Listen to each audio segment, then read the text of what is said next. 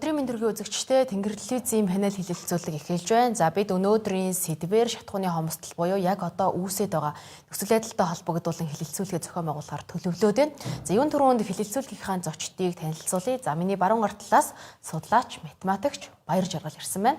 За мөн улсын хурлын гишүүн Болдын Уян ирсэн байна. За харин 100 гар талд бол судлаач, физикч Тэгш Баяр ирсэн байна. Тэгэхээр тун утгагүй ашигт математик газрын тусны газрын хэлцээний дарга Чулуунбатын зүгээс бол ирж байгаа энэ одоо шатхууны хомсдолтой холбоотой мэдээллийг олох байгаа. Тэгэхээр яг одоо Улаанбаатар хотод шатхуун түгээх станцууд дээр маш олон машинууд очролцсон бензин авч чадахгүй нөхцөл байдалтай байна л да. Тэгэхээр энийг шийднэ гэд улсын хурал дээр нэг хуулийг саяхан баталсан байгаа тийм нэг удаагийн үйлчлэлтэй хууль байгаа. Тэгэхээр энэ хуулийн гол ач холбогдол нь юу байв? Энэ хууль батлагдсанаар бас цаашдаа энэ шатхууны хомсдол ингэж дахин үүсэж тах юм уу гэдэг дээр танаас яриагаа эхлэе гэж бодож байна. За баярлалаа. Шатхууны хомсдлын асуудал тэгээ шатхуун маань өөрөө яг талах шиг байнга хэрэглэгдчихэд зүйл учраас ер нь бол яг нэг хүм бүр дээр ирж байгаа асуудал байгаа. Тэгээ танаа нэвтрүүлээс өнөөдөр яг энийг онцлоод ашигт малтмал газрын засгийн газрын бас хэлтсийн холбогдох дарга нь ирж байгаа байна. Тэгээ нөхцөл байдлыг илүү бүгдээрээ харах байх. Тэгээ сая их хурал дээр тэр нэг удаагийн үйлчлэл бүхий хуулийн төсөл орж ирсэн. Тэгээд гишүүд дэмжсэн шалтгаан нь бол ерөөсөө бид нар боломжтой ихээр авч одоо бид нар чинь 100% гадаадаас хамааралтай болсон шүү дээ шатхуунаараа. Тэгэхээр ихээр авах нөхцөл байдал үүсэнгүүт тэрийг хадгалах тэр нөөцийн савыгаа барих боломжийг бүрдүүлсэн хуулийн төслөөсөө. Тэгээд хэрвээ бид нар 50%-аас одоо тухайн сар болгондоо тодорхой хэмжээгээр бол хэмжээгээ тохироод Оросын улаанаас авдаг. Тэр авж байгаа хэмжээ маань авах ёстойгоосоо 50% унах юм бол тэнцээ төрийн оролцоо хувийн хвшлүүдэд одоо ийшээ нь илүү тараагач ингээч тэгээч гэд хамтран ажиллах тэр бас хаалгыг нээж өгсөн ийм хоёр асуудлыг шийдвэрлэж байгаа хуулийн төслөөсөө тэр батлагдсан. Одоо хүчин төгөлдөр үргэлжлэж байгаа. Тэгэхээр хувийн хвшил маань Монгол банкнаас дамжуулаад одоо холбогдох зээлээ аваад саваа барих энэ боломж нь бол бүрдэж байгаа. Тэгэхээр хуулийн төсөл бол тийм агуулгатай. Тэгээ өнөөдрийн нөхцөл байдлыг бол бүгд ашигт малтмалын газраас тодруулах хэрэгтэй. Зүгээр яг миний авсан мэдээллээр гэвэл одоо сар болгон бид нар Орос улбаны улсаас тодорхой хэмжээгээр дизель авдаг. Тэгээд одоо шатхууныг авч бензинүүдийг авч байгаа шүү дээ. Бензиний төрлөөр нь. Тэгээд 12 сард авах ёстой хэмжээ нь 50% хүрэхгүй л байгаа юм лээ. Тэгэхээр тэр чинь нөгөө одоо юу гэдэг азгүй л байна л да бид нар тэ хойдолд ядж ах дайн байгаа тийм. Тэгэхээр энэ дайн үргэлжлээд 4 дэх жилдээ орчлоо. Тэгээ одоо энэ нөхцөл байдал нь зайн зогсчээж сайжрах та гэж бодох юм. За би бол юу гэж харж байгаа гэхээр ингэ нүдрөө шороо орсон хойно юм ярьдгаа монголч нийтээрээ болох хэрэгтэй байхгүй да. Юу хэлж нөхөр зэрэг хомсдол болсон хойно л нийтээрээ санаа үгүй. Бид бол 100 жилийн 100 200 жилийн нефт гэж юм бий олсон. Боловсруулдаг болсон, хайдаг ирдэг болсон. Тэгэхээр монголчууд бол одоо 100 жилийн өмнө гэсэн бусдаас хараат байсан. Одоо ч хараат байна. Тэгэхээр урт хугацаанд бол алсыг харсан бодлого төлөвлөж бусдаас хамааралтай ядаж цахилгаан бензин газрын тосны хувьд бол бусдаас хамааралтай байдлыг бүрэн болгох хэрэгтэй. Тэхийн тулд бол өнөөдрөөс эхлээд бид нар бол одоо энэ өнгөрсөн хугацаанд явуулж байгаа газрын тос боловсруулах энэ үйлдвэрийн ажлыг эрчимжүүлэх хэрэгтэй. Харьцангуй би сайхан тэр газрын тосны Европеанарын компаниас харьцан алтан цэцэгтэй бас өөр ажлаар явж дуулцсан 28 он дуусах төлөвтэй байна гэж ярьжсэн. Энэ бол чухал стратегийн төсөл юм байна. Дээрээс нь бид бол энэ одоо юу гэдэг нэг уулуурхаан сайд жишээлбэл даймаа байна уу 8 байна угт хамаагүй үеийн сайд шийтгэж чадаагүй асуудал. Харин энэ нөгөө төр монополдох биш хувийн компаниуд нийлүүлдэг компаниуд нөөцөө бүрдүүлэхэд нэг удаагийн одоо энэ тусламж нэг удаагийн одоо дэмжлэг тийм үү. Гэхдээ энэ чинь нөгөө банкар дамжуулж өгөх учраас тийм зээлэг эрсдлээ болох хувийн компаниуд даах учраас энэ их чухал ач холбогдолтой ингэ нөөц бүрдүүлэх ийм бодлого улсын гэж бодож байгаа.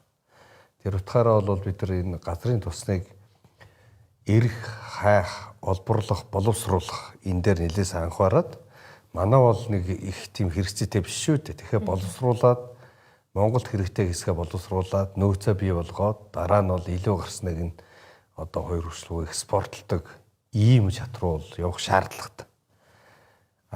Яг ийм ирээдүй бол манад бол байна. Яг тэгвэл өнгөрсөн хугацаанд бол манайх нь бол газрын тусаа одоо 1 сая тонны гаргачаад гаднаас бензин төлж авч ирдэг ийм ус гэдэг бол энэ чинь ерөөсөө энэ манайх шиг юм балаа тэнийг ийм бодлогот улс алгагүй шүү. Тэгэхээр энэ бодлого дээр анхаарах хэрэгтэй.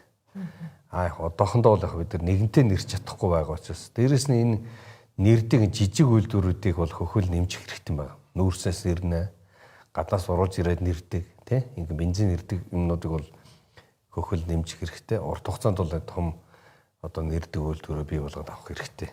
Ингэж ч бид нар ингээд юмыг томоор нь тий? Өнгөрсөн хугацаа гэдэг 100 жилээр нь ирээдүйг ядаж нэг 5 биш юм уу 4 жилээр нь ингээд төлөвлөдөг болох хэрэгтэй байна. Яг хөө сүүлийн одоо 2000 одоо сүүлийн жилүүдэд бол яг хөө Монгол улсыг хөгжүүлэх 5 жилийн урт дунд хугацааны хөтөлбөрийг их хурлаар баталдаг болсон нь бол бас чухал. Хүмүүс бол одоо яг социализм үед л төлөвлөдөг байсан гэдэг. Ер нь төлөвлөгөө амьдрал гэж юу ах вэ? 2 хүн суусан ч гэсэн ядсны 2 жилийн дараа энэ битүүр амьдрал таарах нь гэж боддогтой адилхан улс орн ч гэсэн ядсны 4-5 жилээр нэг ирээдүгөө харж төлөвлөдөг байх нь чухал юм байна. Энэ тэр утгаараа бол энэ газрын тосны энэ асуудал, хомсдлын асуудлыг өнөөдрийн хомсдлоор асуудлыг энэ бол зөвхөн үрдэн байхгүй юм.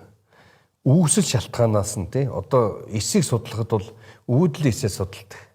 Би бол одоо бакалавр хамгаалалт эсийн үйл ажиллагааны физик цагуур эсээ хариу үйлчлэх сэдвээр хамгаалж байсан. Тэгэхээр үүдлийн эсээ судалдаг шиг энэ хаанаас үүсэж байгаа юм бэ? Тий энийг сайн судалдаг байх хэрэгтэй байгаа. Тий. Таны хувьд ямар байр суурь танаас судлаач хаан зүгээс энэ үүсэж байгаа нөхцөл байдлыг ер нь юу гэж харж байна? Яг гоо богшсон асуудал тий дэд бүтэц ч гэдэм одоо газар нас боловсруулах үйлдвэр байхгүйгээд маш олон асуудал байна. Гэхдээ нөгөө талдаа одоо юу гэдэг чинь шийдэл гаргалгаа би юу одоо ер нь яах хэрэгтэй юм бэ гэдэг тэр. Тодорхой хэлэхэд бол бодлогогүй явж ирсний л тод жишээ л дээ. Тэгэхээр энэ нэр бодлого гэдээ ярихлаар ерөнхийдөө зохицоор нь авч үзэх юм бол энэний цаана банк санхүүгийн асуудал яригдана. Сая тэгшээ доктор маань хэлж байна. Хоёр орны ч гэдэг юм уу, хоёр компани хоорондоо худалдаа хийхэд бас банк санхүүгийн асуудал яригдана шүү дээ, тий. Тэрнтэй адилхан энэ дээр зохицуултууд нь манад аягүй тотмог байдаг. Хоёрдугаарт бол тээвэр зохион байгуулалтын асуудал яригдана. Тээвэр зохион байгуулалт гэхэлэр одоо бол манайх ганцхан шугамаар Оросоос хөндлөн огтлцсон нэг л төмөр зам байгаа шүү дээ. Тэргээр үндсэндээ орж ирж байна. Тэгээ газрын тээвэрлэлүүд явагдаж байгаа. Тэгээд тэрний дараагаар сая уянгаа гişүн ярьж байгаа хадгалалтын асуудал яригдана. Хадгалалт гэхээр тэр одоо резервний танкнууд нь ямар шүү хэмжээнд байх юм те. Тэрний дараагаар бол боловсруулалтын асуудал гэж ярьж байгаа. Тэгэхээр энэ өөрөө үндсэндээ маш том зохиц ойлголт л тоо. Өнөөдөр ингээд гинт хомстоод ингэчж байгаа юм биш. Ер нь өвөл болохоор л дандаа ингэдэг штэ. Яагаад өвөл болохоор хомсдол ингээд үүсээ тодорхой хэмжээнд ингээд идэг вэ гэхээр нэгдүгээр тэр нэг үйлдвэрлэлийн процессууд цаана өөрчлөлтүүд явагдаж байгаа. Тэгэхээр өөрчлөлтүүд явагдаад ирэхлээр яах вэ гэхээр А цэгээс авдаг гэсэн бол Б цэгээс авч эхэлнэ гэсэн үг. Тэгэхээр тээвэр зохион байгуулалт бас өөрчлөлт орж ин гэсэн үг цаана тий. Тэгээ одоо яг өнөөдрийн нөхцөл байдлын хувьд бол манад худалдааны яам бол маш хэрэгтэй гэж боддог. Судлаач хүний хувьд бол худалдааны яам байхгүйгээс болоод яг иймэрхүү стратегийн гэж нэрлэх үз бүтээгдэхүүнүүд дээр ер нь баг үнэхээр гамшиг болчиход байгаа шүү дээ. Ганцхан л нефт биш байхгүй юу? Энд чинь мөр цаана маш олон юм байгаа. Жишээлбэл нүүрсэн дээр жишээ аваад ярихад бид нар чинь саяхны хүртэл энэ олон улсын худалдаанд оролцохдоо олон улсын худалдаан дээр ер нь товчхонд нь тайлбарлаж хэлэхэд бол хоёр ойлголт байгаа. Нэг нь бол чөлөөт худалдаа, нөгөөх нь бол хамгаалсан худалдаа гэсэн хоёр ойлголт байдаг. Энэ олон улсын нэршил нь бол free trade, нөгөөх нь protectionism гэсэн ойлголтууд байдаг. Тэгэхээр энэний одоо урд хүрштэй бид нар худалдаа хийхэд бол жишээлбэл урд хүрш олон улсын худалдаанд оролцохдоо protectionism буюу хамгаалсан худалдааг одоо барьдаг амлын хувьд те. Тэгэхээр өнөөдрийн худалдааны яам байхгүйгийн одоо хамгийн том алдаа нь энэ бүтээгдэхүүнүүдийн дандаа хомсдолд ордог байдал бол гарч иж гэсэн үг. Худалдааны яам байхгүйгээс болоод одоо гадаад хэргийн яам дээр нэг хоёр шиг аташи байдаг. Тэрнийхэн дуу хоолой нь бол яг худалдааны энэ загвар модификацуудыг бол хилж тэр нь бодлогын төвшөнд нийлж гарч ирдгүүгийн жишээ л те. Тэгээ одоо нүүрсэн дээрээ л жишээ аваад ярихад бид нар чинь саяхны хүртэл хятад улстай 30 сая тонны квоттой байлаа шүү дээ. Тэгэл юмуд улс төрчид нь болохоор бид нар нүүрстэй олноор экспортлмоор байна те. 100 мянга хөргмээр байна гэд яриад идэг. Зүгээр суур юм нь юу вэ гэхээр худалдаа авах айлтайгаа очиод тэгэхээр квота тохирох хэрэгтэй байхгүй. Тэд гэдэг 100 гэдэг чинь бол хоёр хвшил яаж хийж байгаа 100 үргэн шүү дээ. Тэгэхээр энэ гих мэтлэнгийн ийм бодлогын төвшний асуудлууд байгаа даа. Тэгэхээр энэ Оростой бол одоо зүгээр яг одоо цаана мэрэгчлэнгүүд бол бас энэ тал дээр судлаад явдаг баг. Гэхдээ ашигт малтмал газрын тосны газраас бол яг энэ худалдааны бодлогын чиглэлийн хувьд бол хариулт гарч ирэхгүй болов гэж бодож байна. За яг товчхондоо ингэж дуусгаад дараад нь өргөжлүүл ярив. Одоо ингэж хомстоод ирэнгүүт хүмүүс нэг зүйлийг хамгийн түрүүнд ярьдаг шүү дээ. Үнийн чөлөөлч. Түр ингээ стратегийн бүтээгдэхүүн дээр оролцоод байгаа учраас ийм байгаад байна. Ерөөс одоо үнийн чөлөөлөл либерал одоо тусгай зөвшөөрөл олгодог байгууллагууд нь чөлөөтэй болгоод эхлэе гэдэг нэг зүйлийг маш их ярьдаг л да. Таны хувьд одоо бодлого гаргах төвшөнд ажиллаж байгаа хүнийхээ хувьд шатхууны үн чөлөөлөх нь боломжтой юм уу? Хэрвээ чөлөөллөө гэхэд чинь энэ хомсдол нь алга болчих юм уу гэдэг дээр тайлбарлавал. I-92 дээр л бол одоо яг үнийг нь тодорхой хэмжээнд барьж байгаа асуудал бол байгаа. Гэхдээ удахгүй бол чөлөөлөгдөх ёстой.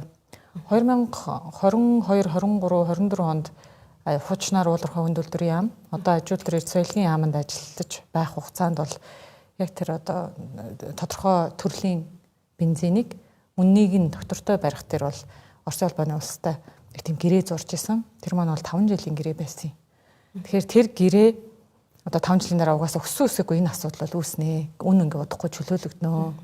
Тэг ингээ явах бах. Гэтэ ингээд шатхууны үн өслөө гэхэд л эн чинь зөв зүгээр байж байгаа л төр оролцох хэрэгтэй байна гэж оролцоод байгаа зүйл бас биш гэдгийг манайх ойлгох хэрэгтэй. Шатхууны үн өсөөл хэлэх юм бол тэгэл бусад бүх барааны үн давхар өснө гэдэг бас тооцооллууд байна. Тэгээ бас сая ковидын нөхцөл байдалтай хэдэн жилийг бид өнгөрөөсөн. Тэгэхээр ингээл араасаа эдийн засгийн геополитикийн асуудлууд ингээд яваал ер нь бол одоо урд тормогоор ард тормогоо нөхөх гээл те нэг тиймэрхүү байдлаар ингээд зохицуулаад л ингээд яваад байгаа нөхцөл байдал үүссэн баг. За өнөөдөр үүсээд байгаа шатхууны хомсдол болохоор үнэтэй холбоотой биш. Энэ болохоор геополитикийн нөхцөл байдалтай холбоотой. Одоо хойдлын тэгшээ доктортай ганцаараа хэдэн за би сүүлийн тоог нь хараагүй 20 гаруй шатхууны үйлдвэрүүдийг нь бөмбөгдсөн байна. Одоо тэр том одоо дайны одоо зэвсгүүд нь одоо дизелээр одоо ажиллаж шүү дээ. Одоо шатхуунаар ажиллаж байна.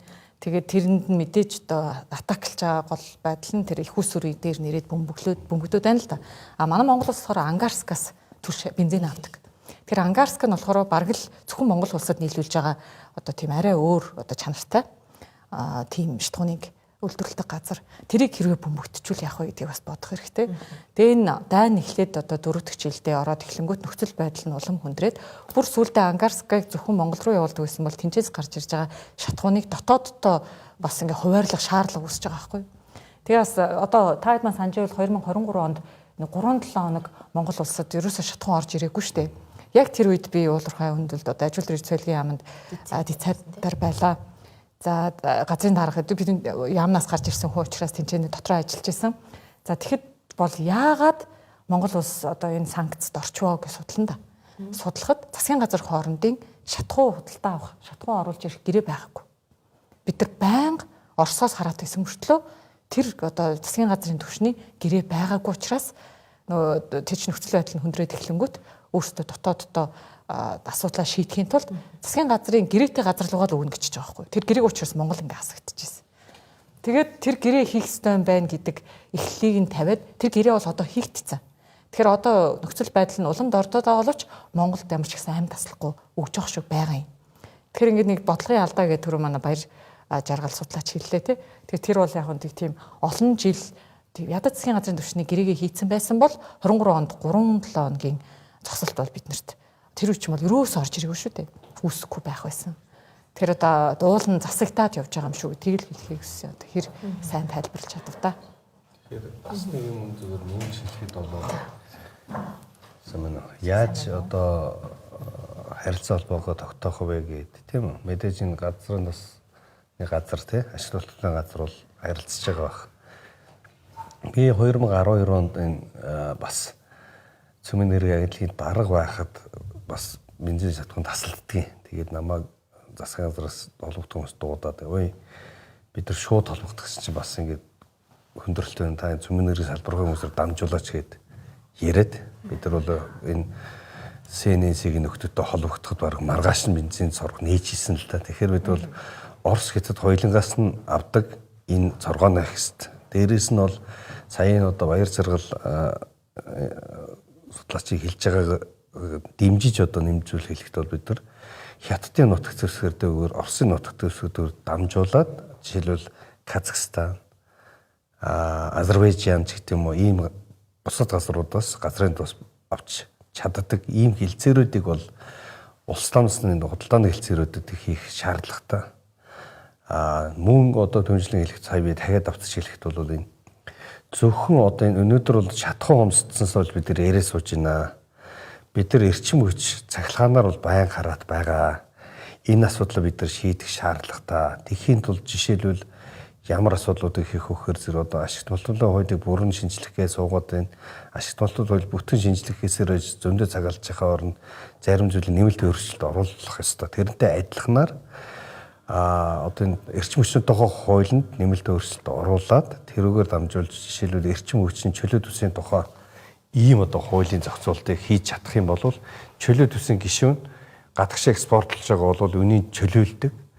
Дээрээс нь тэнд хөрөнгө оруулаад эрчим хүч их өсөөр барьж байгаа бол тэрнийг нь одоо нөөтөөс юм уу хайлын албануудаар чөлөөлөх юм бол тэнд баригдж байгаа эрчим хүчний одоо томоохон их өсөөрүүд бол өөрийнх нь зардал буураад тэгээд тэр хуулиар одоо энэ урт хугацаанд тогтвортой байдлыг бий болгоод өгөх юм бол гадна дотны хиттэн чамаагүй Орос, Англи, Америк гадна дотны томоохон хөрөнгө оруулагчид орж ирээд хангалттай их эрчим хүчээ бид нар ингээд өгөх юм бол экспортлж чаддаг, Монгол руу нийлүүлж чаддаг болвол бид нар эрчим хүчийн хараат байдлаас гараад ирэхэд бол зарим тохиолдолд одоо цахилгаан эрчим хүч цахилгаанаар ажилладаг автоэврүүдийг дэмжих гэдэг юм бодлогод байж байгаа шүү дээ. Тэр бодлогод ч нэмэртэй. Өөрөөр хэлбэл аливаа юмыг бол ингээд өгөгдсөн энэ одоо ширээ байлаа гэж бодход өгөгдсөн захын нөхцөл өгөгдсөн бүх компонентуудыг бот чаддаг энэ төрийн бодлогын энэ систем хэрэгтэй байна. Тэгэхгүй болохоор ч ингээд зовлонд харахаар уулчаад босд үед найр наад үгсээ зунжингаа эрхтэй яваад идэг шиг ийм юм ерөөсөй бочлоогүй. Маргааш зовлон бид нар тулна гэж бодож өнөөдөр одоо улс орны бодлогыг төлөвлөж чаддаг ийм байхгүй болохгүй байгаамаа. Тийм учраас бид нар бол энэ өнөөдөр бензиний хомсдол бол өнгөрсөн хугацаанд бид нар улс орноороо одоо нийтээр хариуцлахгүй байсан л одоо юу одоо магадгүй биднээс гадна нийтээрээ бид нар бол нэг бодлогоо бүрэн хэрэгжүүлж чадахгүй тий энэ зарим нэг хэрэгжүүлж байгаа бодлого гацдаг барьдаг мэдээж сая бол хэлж байгаа олон улсын стратеги олон улсын геополитикийн проблем бол байна. Тэгвэл бид нар одоо жишээлбэл бид нар их сургуульд бид нар сурч байхад бол одоо сүргийн бүтцийн математик физик загвар гэж хийдэг шиг бид нар бол энэ ирээдүйд магадгүй энэ шатхуун нийлүүлэхтэй холбоотой эрх хайх олборлого боловсруулалттай холбоотой математик загварыг гаргаад аль загварыг нь бид нар ингээд нэмэхэд аль функцийг нэмэхэд аль функц хаасгаад юу болох вэ гэдэг баян ингээд загварыг хараа суучих хэрэгтэй байхгүй. Ингэж чадах юм бол бид нар юм болно. Тэгэхгүйгээр ингээд нэг юм одоо нэг цөмхөн хөргөж дарга ирээ явахаар тэрнийг дагаал ингээд өөрчлөгдөд байдаг ш. Математик загвар нь байж идэг. За тэгвэл тэрний хөдөлгчийг нэг хараа сууж идэг. Тэг физик загвар нь байж идэг л болмоор байна л да. Тий. За манай гол хүн маань ирсэн байна тийм ээ. Яг энэ бензин ягаад хомсдвоо? Яг юу болвоо гэд яг гол хариулт хүн маань сая хоцорч ирлээ л дээ. Ашигт малтмал газрын тусны газрын төлөөлөл болгож Чулуунбаатар маань ирсэн байна тийм ээ. Та яг өнөөдрийн байдлаар хүмүүс гадаа колонк дээр очирлаа гэж байна. За энэ бол яг өнөөдөр анх удаа гарч байгаа үзэгдэл үйл явдал биш. Одоо сүүлийн бараг хэдэн сарын хугацаанд үргэлжлэлээ өвөл дамнаа явж байна тийм ээ.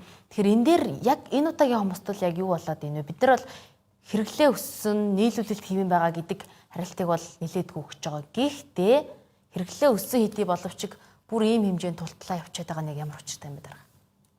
За хацарч үзсэн бас хүлцлэгч үзэгчдээсээ. За ер нь бол түүх ярих юм бол 1969 он хүртэл манайх бас зүүн баянд бас газар нутгийн боловсруулах үйлдвэртэй улс байсан. За тэрнээс хойш одоо сүүлийн 60 гаруй жил бид нар газар нутгийн бүтээгдэхүүний хувьд бол 100% гадаад усаас хамааралтай явж өнөөдрийг хүрчлээ. За сүүлийн хэдэн жилүүдэд бол энэ газар нутгийн бүтээгдэхүүний хомсдол бол үе хэсэг давтамжтай, улирлаас хамааралтай, нийлүүлэлтээс хамааралтайгаар бол дасалдаж ирсэн. За яг өнөөдрийн энэ удаагийн нийлүүлэлтийн асуудал бол энэ оны хавраас эхэлсэн асуудал. За та бүхэн санаж байгаа бол 2022 оноос хойш Монгол улс бол Орос улбаны улсын Роснефть компаниас К2 Евро 2 ангиллын А92 автовинзэнийг бол доктортой тогтмол үнээр $705,000 худалдаж авч өнөөдөр хүрч байгаа. За эрхжилчээс үргэлжлэхээр байна. За тухайн үед үнийг бол тооцож жижиглэнгийн үнийг Улаанбаатар хотын орчинд тохирохдоо 2390 гэдэг үнийн тамбиалыг тооцсон. Энэ оны 5 сар хүртэл энэ бол үн хэвээр өргөжлсөн.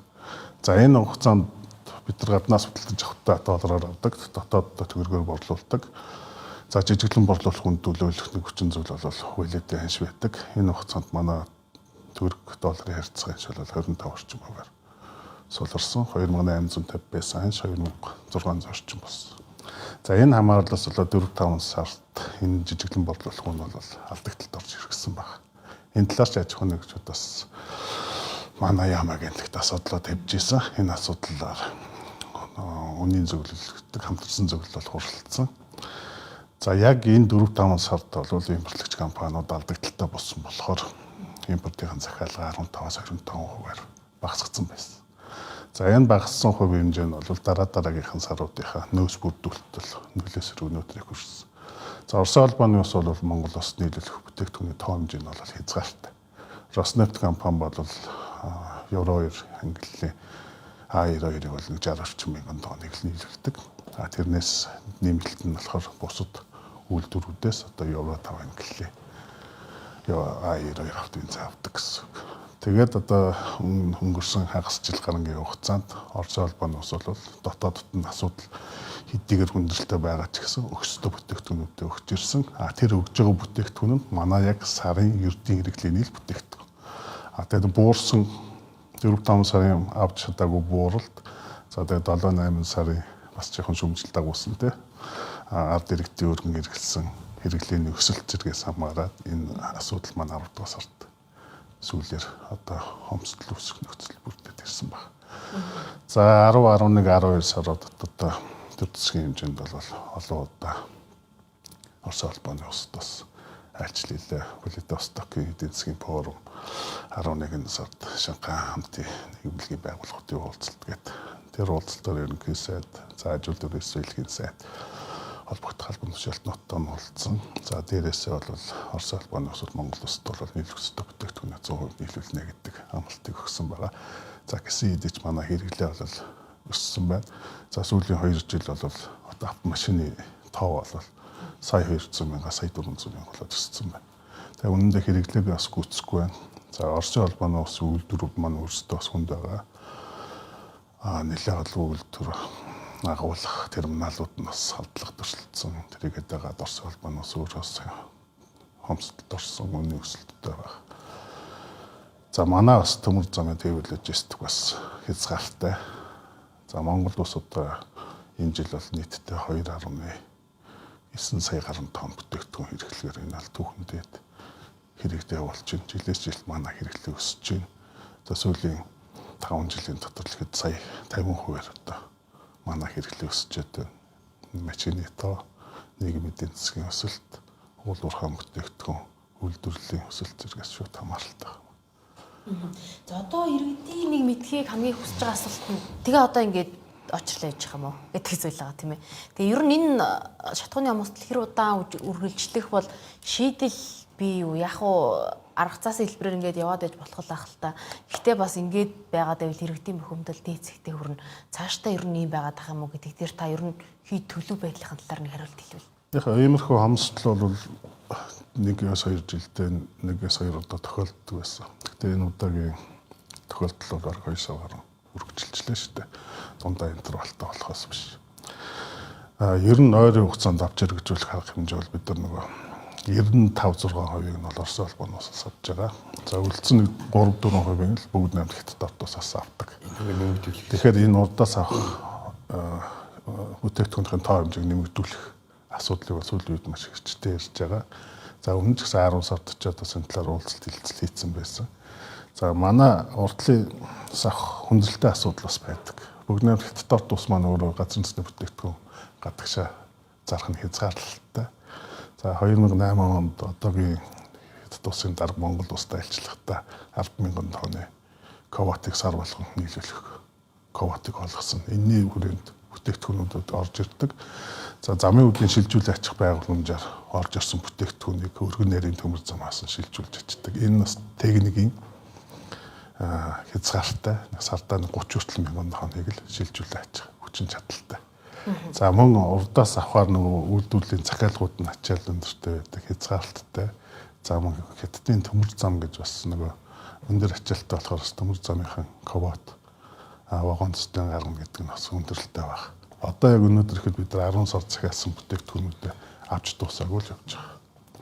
За үүнээс гадна нөгөө бид нар хятад улсын бусад хөлийн бомбуудаар бас бүтээгдэхүүн авах асуудлыг бас олон жил ирж эхэлсэн.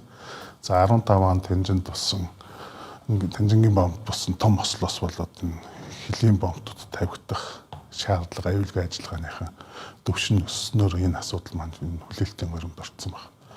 За энэ оны 3 сараас ахуулаад яг ховдын булган бомбоор дизелийн түвш одоо саяхнаас авт бензинийг бас импортлж эхлээд байна.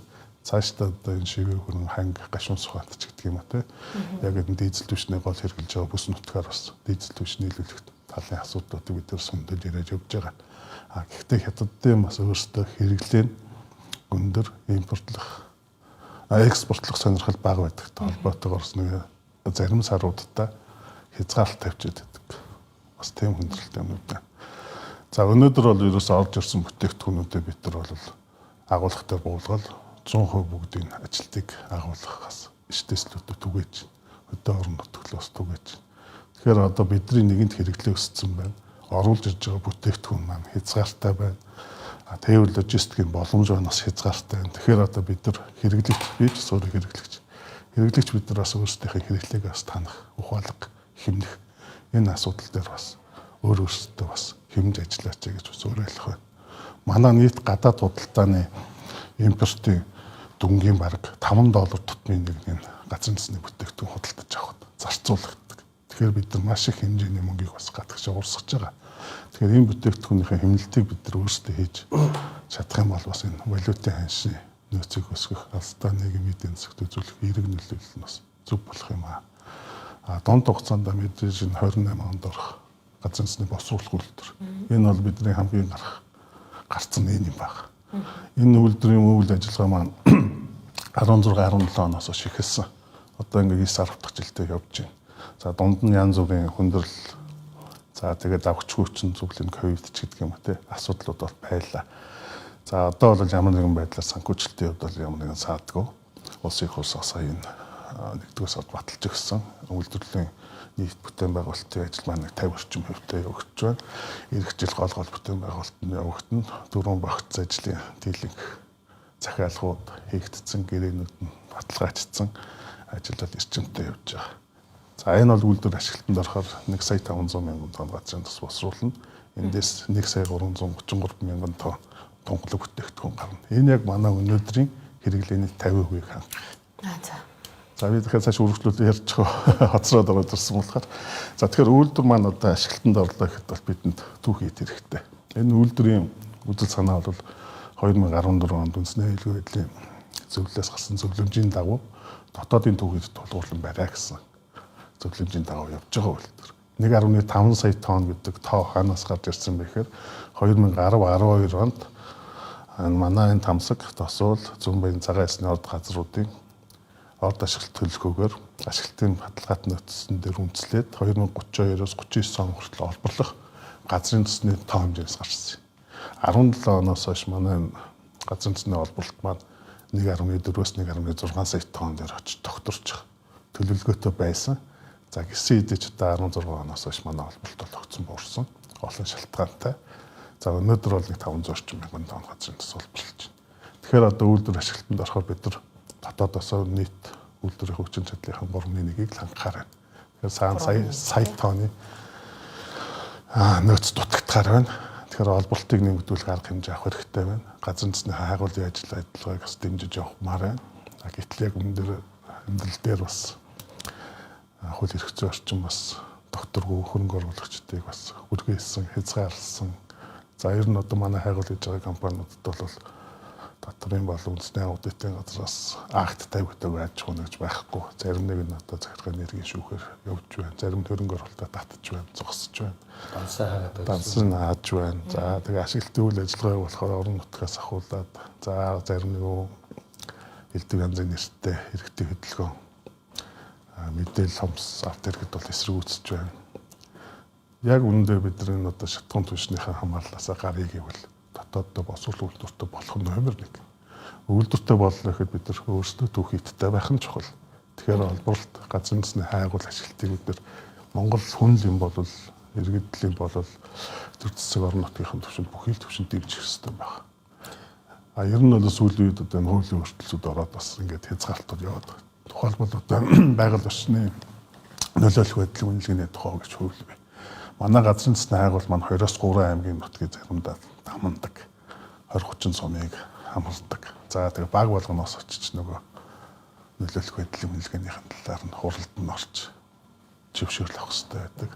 За яг амьдрал дээр энийг авах гэж зарим нь одоо 10 жил явж байгаа компани байна. Зарим нь ерөөсөө авч чаддаггүй. Энээс л тайгуулт ажил гацдаг. Тэгээ энэ хуулинд бас нэмэлт өөрчлөлт оруулах талаар анхаарч өгөөч. Тэр багийн хурал гэдгийг асаач хасч өгөөч. Энийг бол манай аж ахуйн нэгжид маш их тавьж байна. За нөгөө талаас одоо энэ гайл нийтийн албан дотор бас одоо орж ирж байгаа тоног төхөөрөмжийн хайгуулын хугацаанд ашиглалтынхаа эхний 5 жилд чөлөөлдөг байсан. Сая одоо хуулийн өөрчлөлтөд төсөлтийн тэр заалт маань байхгүй болчих жишээтэй тийм. Гэх мэтээр нэг талаараа бид нар ингээд бүгд ард иргэд төдсөг бүгд л одоо газрын засгийн боловсрол үйлдвэртэй болох нь чухал. Гадаад хамаарлаа багасгах нь чухал гэж ярьж байгаа боловч одоо тэгээд яг амьдрал дээр бас юм алдаатай юм зөндөө гарч ийнэ. За энд бас би нээж бас буруутай үйл ажиллагаа байх үгүйсэхгүй. Тэгэхээр бид энэ анхаарал аюулгүй зөвлөлийн шийдвэр гаргаад хийж байгаа ажлыг тэндийн 2-3 тийм үү боцголтой нөхөр эсрүүцээд эсвэл нөгөө энэ иргэдийн нэр барьсан иргэдийн хөдөлгөөнүүд зогсоогдоод байгаа асуудал дээр хууль зүйн хувьд бол ингээд нөгөө төрийн аюулгүй зөвлөл шийдчихсэн их хурл шийдчихсэн асуудлыг бол эсрүүцэж байгаа хүнд хуулийн эрүүгээр хүлээдэг болохгүй бол хэн дуртаа нь очоод маш том хөрөнгө оруулалтыг зогсоочдөг. Өөрөөр хэлбэл энэ хөрөнгө оруулалт болох чинь зүгээр ингээд ашиглаад олцдгүй юм биш шүү дээ. Монгол төр засгийн төвшин гадаад дотоод айлчлаар дамжуулж хийлнэ. Тухайн компани одоо 10-20 жил нэг том төсөлчин бол эрэл хайгуул тийм үү. Тэгээд зөвшөөрөл авах, олборлох тэрний уурхаа хийх худалдаа гэдэг ингэж маар 40-50 жилийн үргэлжлэх ажлыг нэг 4 хэрэг зогсоочдөг. Тэгэл одоо иргэдийн нэр барьдаг. Тэ? Арт түмний нэр барьдаг. Тэгэхээр ингэж бодоодсэн гэж.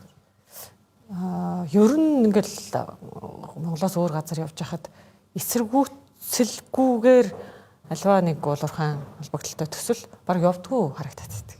Яг ба эсрүүцэж болно. Гэхдээ учиртай баймар шүү дээ. одоо тусгай зөвшөөрлөө олгож байгаа газар маань өөрөө ашиг налтмал газрын засны газар яг хатуу ашиг налтмал дээр юун дээр болохоор яам тэ өгч байгаа одоо танаа газрын тосон дээр. Тэгэхээр олгосон тусгай зөвшөөрлийнхөө хүрээнд бас мэдээлэлээ өгөх нь төрийн үүрэг юм байна гэж боддог болсон. Яг зөвхөн яамд ажиллаж исэн хүний хувьд хэлэхэд тэгээ одоо нэг тийм механизмаа дотроо гаргах хэрэгтэй юм шиг байна. Тэгтэл саяхан одоо уулуурхай хөндүүлдвэрийн яам орон нутагт хөлттэй болж байгаа байхгүй юу? Нэг 7 газар байна одоо. Тэгээд тэр маань болохоор ашигтлан газрын засны газрын дор суугаад ингээд ажиллаж байгаа. Тэгэхээр чи яг газар дээрээ очиод мэдээлэл өгдөг тэр хүмүүс нь бас жаахан дутмаг байсан юм шиг байл. Нөгөө талаас бол би бол болтгоо жишээлбэл одоо энэ том төслгээд одоо говийг усжуулах төслгээд байна тийм үү. Хэрлэн гов хэрчт хүчрүү Бат Эрдэнэ аврах шиг балаа хүмүүс энэ улсын бодлогыг зогсоогд байгаа. Энэ улс төрчлийн популизм бас хэтэрч байгаа байхгүй. Улс төрөө хийхдээ хүртэл юугаар популизм хийх юм бэ? Зөвхөн тийм үү хинтигээс Бат Эрдэнэ гэж балаа нөхөр их хурл томилогдохын тулд говийг усжуулах хэрлэн төслийг зогсоочсон. Зарим хүмүүс 10% нэхэд ажил хийлгдэг. Тэгээд зэрэг иймэрхүү балаа нөхдүүдтэй улс орн хуулийн байгууллагт юм бол тэмцэх хэрэгтэй шин. Би жишээлбэл хэрвээ ашигт болтолын газрын дарга байвал тэр лиценз өгсөн газруудынхаа өмнөөс очиод иргэдтэй тулна. Тэгэл арьсан хамгаалал хэвтээд идэг. Тийм үү?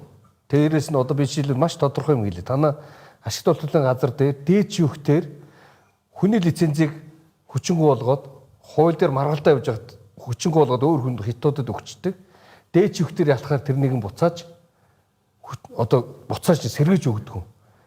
Дээд шүүхээс том, хуулиас том, сайдаас том, ерөнхийлөгчд том ийм балаа хүмүүсийн авилгатай тэмцэх газар яагаад шаалгадаг юм бэ? Та нарыг. Танаас бас та өөрөө би энэ ашигт малтмалтай холбоотой асуудлыг бол би сайн мэдэхгүй.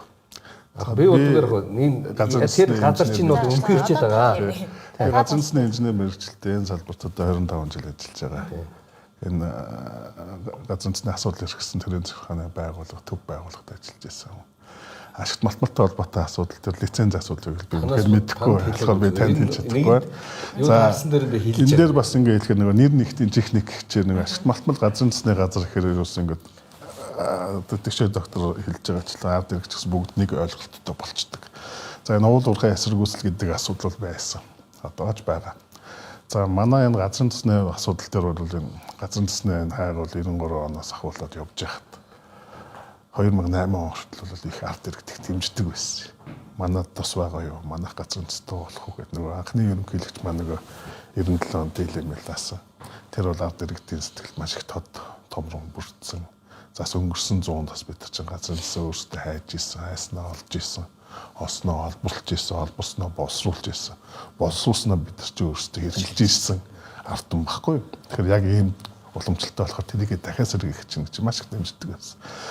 За тэгээд 8 оноос хойш яг саяны хэлсэн хүнээс ахуулаад энэ хинтийн хөдөө аралт хийжсэн хайгуулын ажлыг зогсоогоод одоо Канадын Каманы тэрнээс ахуулаад одоо манай эсэргүүцэл бол нэлээ нэмэгдсэн. Шүүхт өгөх хэрэгтэй. За одоо ингээд ашигт малтмал газар засгийн газар гэдэг нэг нэртэй болохоор ингээд бүх юм холилдоод одоо газар зас хайх гэж байна. Газар засгийн одоо сүүлүүд уламжлалт газар засгийн хайгуул хийх гэж байна. Метангийн хайгуул явж гин гэдэг ихэр өрсөл ашигт малтмал гэж ойлгогддог. Уучлаарай. Гэтэ ашигт газар тус бол өөрөө шингэн ашигт малтмал юм л та.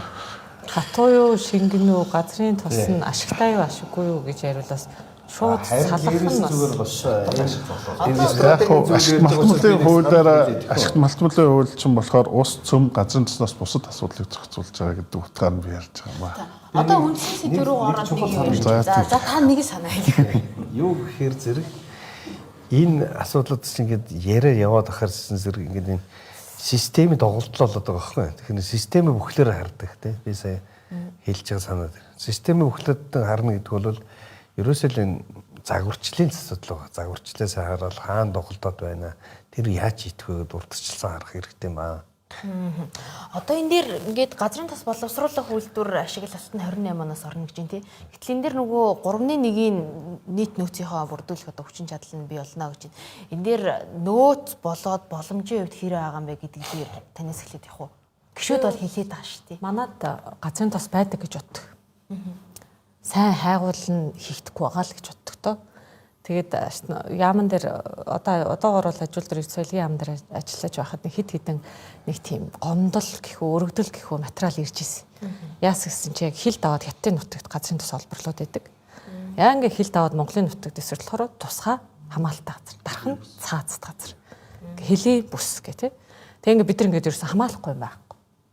Тэгээ тэр бол зөвхөн эсэргүүцээд байгаа юм байхгүй шүү дээ.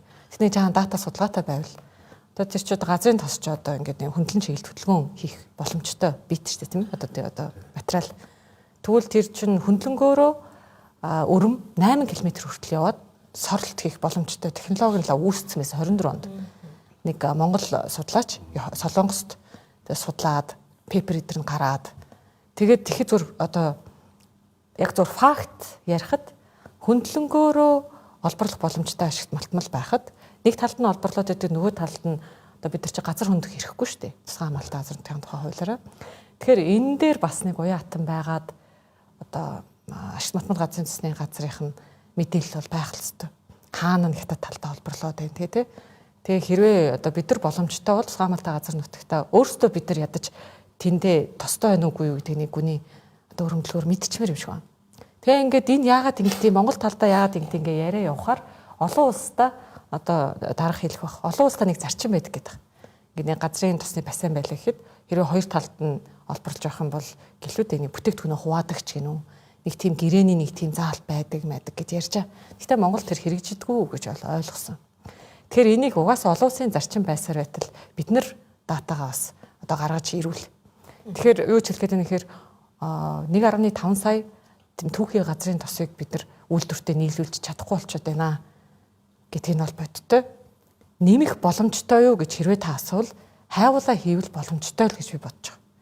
Тэр хайгуулын ажлыг нь хийлгэхийн тулд түрүүн тэгшээ докторын хэлдгээр тэр одоо эсэргүүцэл үүсэхгүй байх тэр нь л их сайн анхаарал явах хэрэгтэй юм лээ. Тэгээ хайгуулын бүтээгдэхүүн баг гэрээнүүд бас нэлээд сүүлд хийгдэх шиг болсон доо.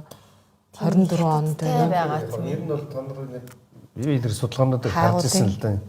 Доронтоос эхлээд явсаар байж энэ говалтай хүртэл нийл хэд талдаа нийл юу болчихсон байгаа байхгүй. Одоо олборлолтын биш олборлолтын цэгүүд байж байгаа шүү дээ.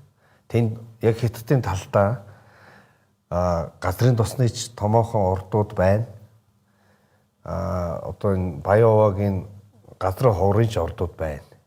Гэх мэтлэн ингээд бүгд нь бүр говалтай хүртэл байгаа шүү дээ. Тэгэхээр структураар бассейнаар нь харах юм бол манад яг ингээд хил дамнаад энэ аль металлууд аль одоо газрын тос байх бүрэн боломжтой. Тэгэхээр магадгүй нэг удаагаа хуульч гаргад юм уу хилийн бүст бид нар одоо газрын тос олборлохоор бол энийг зөвшөөрөх тийм ээ.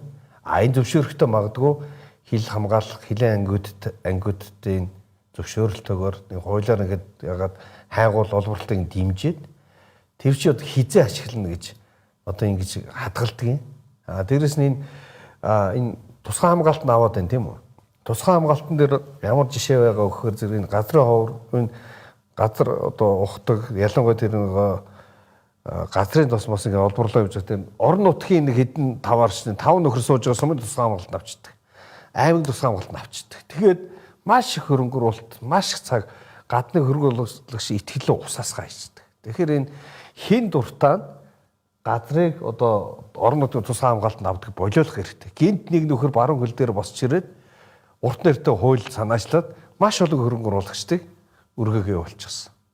Тэгэхээр энэ зарим нэг хуулийг гаргахаас өмнө энэ бол стратеги одоо магадгүй улс оронд ямар сөрөг нөлөөтэй эдийн засгийн хувьд ямар сөрөг нөлөөтэй гэдгийг судалгааг стратегийн судалгааны хөрвүүлгээр судлуулж иж тэр хуулийг өргөн барьдаг ч юм уу тийм өргөн барих эрх нь байж болно. Гэхдээ өргөн барьсны дараа тэр судалгааг дахиад тусгаална хийдэг ийм систем. Дээрээс нь бол манайх энэ одоо стратеги орд гэж ярьж байгаа. Стратеги орд биш, стратегийн ашигтмалт болж юм уу? Критикал ашигтмалт гэдэг ингээд өөрчлөхгүй нэг стратеги орд гэлээдэг. Тэндээс очиж бүхэн гацчдаг тийм. Дээрээс нь жишээлбэл засаг гэдэг ташлуултын талбай, жирийн ашиглалтын талбай, тэнд нөгөө одоо байш машин хэрэглэдэг чинь түгээмэл ашиглалтын талбай гэдэг ийм балаа ингээд өөр нэр томьёог болоод тийч газрын хэмлэгээс ашиглаж байгаа бол нэг л ашиглалтын талбайтай бүгднийг хайдаг, бүгднийг нь олдог, олсон нь ашигладаг байхгүй бол тэнд магадгүй ураа хайж явж байгаад нүүрс гараад ирэхээр улс төрөө хураад авчдаг. Үгүй чинь өөрөм хийсэн компани ягаад ашиглаж болохгүй байгаа юм. Гэх мэтлэн иймэрхүү юм бодлогын урт хугацаанд томоор хардаг юм бидэрт болох хэрэгтэй байна. За олборлолт нөөц судалгаа дээр одоо жишээ нь холбогдох албаныхаа яаж ажиллаж байгаа гэдэг дээр таныг тайлбарлая. За Монгол улс саяны дурдсан 4 ордоос гадна 21 онд Цэнтэгрүү гэдэг орд нэгдсэн. За сая галб 11 гэдэлбаа дээр өнгөрсөн онд Үлгийн орд гэдэг бас нөөц бодож өгсөн байгаа. За ер нь сая Уянга гэж бас хэллээ те хил дамсан орд тусгай хамгаалалтын газар гэдэг. За одоо Тамсаг 21 дэх талбай маань яг хилийн бүсд байдаг. 15 км-ээр хилийн бүс гэдгээр хязгаарлагдсан. За хилийн цаанаа олборлт явагдаж байгаа. Тэгэхээр энэ 15 км-т бид нар хайгуулдаа хийгээд олборлтонд оруулах боломжтой. За хэрвээ тэр хилийн тухай хуулийг зөвшөөрвөл. За хоёр талд ингээд чам байгалийн хил бол улсын хилээс бол хязгаарлагдахгүй. Газар доогоор бол нэгдмэл байгаа. За хэрвээ хоёр тал нэг бассейныг хамтарч ашиглах юм бол хоёр тал маань засгийн газар хоорондоо хилцэл хийж чад энэ ордыг хэрхэн яаж ашиглах вэ гэдэг тохиролцох хууль хэрэгцсэн үзэл манай газрын засгийн хуулинд байгаа. За тусгай хамгаалалттай газрын засгийн хайгуул ашиглаж явуулах онцгой эрх бол улсын хурлд байгаа. За энэ асуудлыг шийдэх юм бол болно. Одоо сая ингээд Дорнод Монголын талхан цаастай газраас ахуулаад их говийн их баг дарахын газар ч гэдэг юм уу те гих мэтээр ингээд манай энэ урд хилийг дамсан одоо 6-7 орд олборлж өгч байгаа хятад яг манай нутаг ороод ирэхээр тусгай хамгаалалттай газар болчихдог. Нөгөө талдаа Одоо жишээлбэл Сүхбаатар аймгийн урталт өвөр булаг гэх газар холболт явагдаж байна. Гэтэл ардталт нь ар булаг гэдэг манай талбай байдаг. Голдоо Дорнод Монголын талхан цаастай газар орцсон. За бас энэ орон нутгийн эсэргүүц нөгөө элдв нэртэй хөдөлгөөнөөс болоод энэ манай үндэсний компанийн тайгуулын ажил бас гаццсан байх жишээтэй. За үүнээс гадна одоос нь газрын засны хайгуулын одоо чөлөөтэй нээлттэй байгаа талбайнууд байгаа. Тэнд бас газрын бас илэрсэн нээлт олдсон үнэлгээний хөтөлбөр явагдаад хөрөнгө оруулагч нь гараад явцсан. Хайгуулын ажлыг гүйцэтгэх юм бол нөөц сотох боломжтой хэд хэдэн талбай байгаа. Одоо Хөхнөр 15 гээд 18 гээд талбай Дорнод. За энэ бас орон нутгийн эсрэг бас гаццсан тэгээ хөрөнгө оруулагч гарсан. Ер нь бол манай нээлттэй талбайнууд бүгд олон улсад бол нээлттэй зарлалцсан ил байгаа. Манай сайт руу ороод сонирхсан нээлттэй талбайн дээр гадна дотны хөрөнгө оруулагчид орж ирэх нь бол нээлттэй өргөдлөх юм бол 60 хоногийн дотор олон нийт зарлаад тэгээд өрсөлдөгч орж ирэхгүй бол тухайн аж ахуй нэгж нь газрын засны тухай хуулийн дагуу материалаа бүртгүүлээд бүтээгдэхүүн авах гэрээ байгуулж болно. Бүтээгдэхүүн авах гэрээг бол засгийн газар оруулж эрх үүргийг нь манай агентлаг аваад тухайн компанитай бүтээгдэхүүн авах гэрээ байгуулж явдаг баг.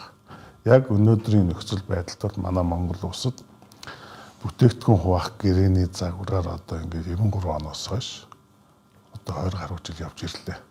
За тэгэхээр одоо энэ бүтээгдэхүүн авах гэрээний загвараас гадна бол бусад одоо татвар арилтын ч юм уу те үйлчлэгээний ч юм уу гих мэт гэрээний загваруудыг оруулж ирья гэдэг асуудлыг бас ярьж байгаа. Ингээ газрын засны тухай хуулийн өөрчлөлт оруулах ажлын хэсэг ажиллаж байгаа яамн дээр за одоо энэ ашигт малтмлын үе шиг ариалтаа төлөөд тэгээ бодох татваруудаа төлөөд газрын засаа хайж болно гэдэг байдлаар бас энэ том яллууд бас яригдж байгаа. За манай талбай маань ингээд маш том олон аймаг сумын нутгийг хамж дамжсан. Зарим нь 40 гаруй мянган километр квадрат талбайг хамарсан байдаг. Урд нь бид нар бол гадны хөрөнгө оруулалт орж ирэхэд манай талбай ийм томоо. Та нар газрын тус хайгаач ээ. Манайх юм энэ цагаан цаас шиг олох боломж магадлал өндөртэй шүү гэж рекламч одоо сурталчилдаг байсан бол одоо нэг том талбай маань эсрэгээр одоо давуу тал биш болчих. Ягаад гэвэл нэг орон нутгийн эсрэг үсэл олон аймаг сумын дамсан гих мэт. Тэгэхээр нэг аль болох одоо талбайгаа боломж дэмжээгээр жижиглээд одоо нэг олон улсад ч одоо нэг уртрэг өргөргөр ингээд хувааж тэгээд тухайн юм дээр нэг биедийн тавиулаад хөрөнгө оруулагчтай хэлцлийгээд өгж явдаг тэр систем рүү гэх юм да тэр олон хөлбөрүүд бас яригдчихэж байгаа. Яг дөрвөн институцид ажиллаж байгаа болохоор шууд чөлөөлөг хэлж чадахгүй л ах шиг байна л да. Ер нь бол хууль эрх зүйн орчин бол асуудалтай. Энэ ерөөсөө хамгийн том тэр чөдөр болж байгаа хэсэг шүү дээ. Тэгэхээр одоо хууль тогтоогчор маань энэ дээр нэлээд ач холбогдол өгж ажиллах нь бол одоо зүйс нэрг баг. Ер нь лиценз гэж юу юм бэ? Одоо зөвхөн инженеэр тайлбарлах юм бол хуучнаар бол алтан гэрэг шүү дээ тий. Алтан гэрэг төрөөс өгөө явуулж шít. Тэгээ өгөө явуулахад очиод үзүүлэхэд тэр чинь бүгд тэр хууль үйлчлэх ёстой үстэй. Гэтэл тэнд очиод одоо тэгшээ доктор маань хэлээдэг тэнд нэг юм орон нутгийнх нь мөн хэсэг нь эргэлзээтэй тий. Тэр орон нутагт амьдарч ийсэн хэсэг нь эргэлзээтэй гисэг бүлэг хүмүүс гарч ирээд ийм үйл ажиллагаа явуулаад тэгвэл энэ бол асар ерөөсөө зөрчлийн хамгийн том хэсэг. Энэ хөрөнгө оруулагч нар бол энээс л айгаад байгаа шүү дээ тий. Тэгээ ер нь бас одоо түрүүн тэгшээ доктор яриан дээр дурдналаа юм чөлөөт бүсийн бодлогоодыг нэлээд сайн хэрэгжүүлмээр байгаа. Манайхан чөлөөт бүс гэдээ ярихлаарэ авчаад хаа байсан тэр хил дээр авчаад тавиад байгаа. Хэрвээ зүгээр яг жинхэнэ сонгогдохоор чөлөөт бүс хийх гээд байгаа юм бол Улаанбаатарынхаа зайсан ч юм уу те эсвэл авчаад Яарамгач байт юм. Эсвэл энэ Баян шугуун чөлөөт бүсгээ зарлаа л та. Бусад орны жишээнүүд ерөөсөө дэрч чөлөөт бүсийн цаана ямар агуулга яригдах вэ гэхээр нөгөө санхүүгийн чөлөөт механизмууд л явагдах байхгүй юу? Татваргүй орчинд мөнгө орж ирнэ. Мөнгө орж ирэхлээр тэр мөнгө юу руу зарцуулагдах вэ? Энэ төслүүд рүү орох боломжтой тий. Тэгэхээр энэ хууль эрх зүйн орчингоо бүрдүүлээд дараа нь одоо тэр мэдээж регионыг ярих гэж нөгөө терминал энтер гэдэг одоо тээвэрлтийн асуудал бол энэ дээр маш том байр суурь эзэлж байгаа байхгүй юу? Бүх зөвхөн боловсруулалт биш, хайгаал биш тий. Тэгэхээр тээв гэдэг ийм том юм байд юм байна гэдэг иймийг ойлгох. Харин одоо юу гэдгийг социалист төлөвлөгөөт эдийн засаг шиг бид нэр одоо энэ хэрэглээгийн танаачааг яриа суужиж балмааргүй л байна л да. Тийм учраас энийг жоохон либералчлаад чөлөөлж өгөөд харин хувийн хвшлүүдийг яг энэ боломжоор нь хангаад гэх юм бол энэ бол хурдан шийдэгдээд явах асуудлууд гэж бодож байгаа. Тэгэхээр бодлого нь доктортой байдаг энэ зарчим чухал байгаа байхгүй юу? Бодлого докторгүйгээс болоод ийш хөрөнгө оруулалт орж ирэх байна. Энэ доктортой ханган нийлүүлэлтийн сүлжээ чинь тасалдаад байна тий. Тэр одоо түрүү хэлж шүү дээ 2008 оноос хойш ингээд болцсон гэд. Миний санахын 2007 онд хит гээд компани байсан. Toyota зардаг компани байсан байхгүй тухайн үед тий. Тэгж жагаад газрын тосны хайгуул руу одоо баг бүх хөрөнгө оруулж байгаа. Тэгээ одоо ер нь энэ салбар ингээд цаашдаа явах нэ, гоё болох нэ гэж тэр гоё бизнес гэж бодож штэ. Тэгээд очиод тэнцээ 6-7 сая долларын үнэтэй тэр яг геофизикийн хайгуулын багаж Монголд бараг ганц л байдаг баг. Худалдаж авч байгаа. Тэгээ ингээд ажил нэрчимжээд ингээд явж исэн. Одоо юу болов те? Нөгөө популизм, нөгөө нэг улс төрчд олон нийтэд таалагдах гэсэн энэ буруу шийдвэрүүд те. Эн чинь эргээд бүх нийтээр энэ зовлонгийг хүртэж байгаа байхгүй. Өнөөдрийн энэ хямрал бол зүгээр энэ популизм буюу те дээр нь энэ бодлогоо хийж чаддаггүй энэ баахан популист улс төрчдөөс л болж шүү. Тэгэхээр одоо энэ байгалийн шинжилгээ ухаанаас төлөвлөж орж иж байгаа улс төрчид олон болоосоо гэж би бодож байгаа. Тэр бол арай прагматик юм байна. Арай амьдралд ойрхон юм байна. Уянга гişүн шиг 10 хүн гişүн байхад Монгол өөр болно гэж бодож байгаа шүү. Нэг хоёр тэгэхээр бас наадахтай чинь нэмийг хэлэхэд энэ нөхдөч чинь ерөөсөө миний мэдхийн баг 4-5 уул ургаа сайд дамнаад ашигт болтол хууль бүхлээр нь өөрчлөх хийгээд байгаа. Бүхлээр нь өөрчилж барахгүй. Харин ашигт болтол хуулинд байгаа тээг болж байгаа ядаж нэг заалтыг ашигт болтолын тухай хуулийн нэмэлт өөрчлөлтөөр авч хийж байгаа хэрэгтэй. Манай хууль бол багдаагүй. Харин тээг болдог заалт их болсон байхгүй. Хоёр дахь хүмүүс одоо ингээд өөр хуулийн хуулийг бүтнээр нь их барих гэж ингээд яваад бүтэхгүй. Зүгээр хуулийг нэмэлт өөрчлөлт. Тэр хуулийн залтыг авчаана. Энэ хуулийн залтыг авчаана. Ингэж чөлөөлж өгөх хэрэгтэй. Манайх бол ингээд нэг болсон болоогүй хуулиудын ингээд баригдаад яг давж арцсан. Тэгээ дээрэс нь бүгдийн ингээд нэг аалзны туршиг ингээд хэрэгтэй хэрэггүй хуулийн залт оруулж ирсээр байж нөгөөтг чинь нэг юм аалзны төрөнд баригдсан одоо аалзны эдэн шиг юм болчихж байгаа юм. Тэгэхээр зэрэг задлаж өгөх хэрэгтэй. Чөлөөлж өгөх хэрэгтэй. Нээлттэй болгож өгөх хэрэгтэй. Ингэжээж бид нар одоо ийм хэцүү. Ялангуяа энд ажиллаж байгаа хүмүүст бол буруу байхгүй. Ягаад гэвэл хууль хэрэгжүүлж байгаа болохоос ч та нар хууль зохиодог хүмүүс бол биш. Харин тэр хуулийн тэр төвөглөж залтуудыг авчих хэрэгтэй. Дээрэс нь гадны хөрөнгө оруулагч энэ хүмүүсийг даллаж ирчээд далгаар нь тавь явуулаад ч ерөөсө болохгүй. Мөнгө оруулдаг, цаг хугацаа оруулдаг. Тэр чинь маш энэ чинь бизнесийн итгэл дээр тогтдог тийм үү? Тэгэхээр өнөөдөр нэг харахад нэг бизнесмен итгэл алдаа явж байгаа бол цаана тухайн улсын тухайн салбарын хүмүүс Монголд итгэл нь задарч байгаа.